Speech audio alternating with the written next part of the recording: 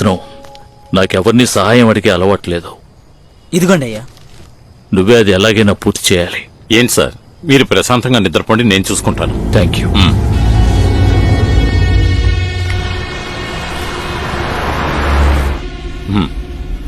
రేపు నువ్వు వరదరాజు ఆఫీస్కి వెళ్లి నేనా? ఈ కేసుకు సంబంధించి కొన్ని ఫైల్స్ ఇస్తారు, అవి కలెక్ట్ చేసి తీసుకురా. అలాగే ఈ కేసుని హ్యాండిల్ చేస్తున్న అలెగ్జాండర్ నెంబర్ తీసుకుని నాకు వెంటనే సెండ్ చేయి.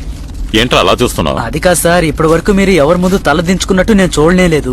అది కాకుండా దానికంటే ముఖ్యమైన కేసులు మనకున్నాయి, అందుకని. రేయ్, అధికారంలో ఉన్న వాడితో పగ ఉండొచ్చు, కానీ తన కోసం అధికారాన్ని సృష్టించుకున్న వాడితో మనం పగ పెట్టుకోకూడదు.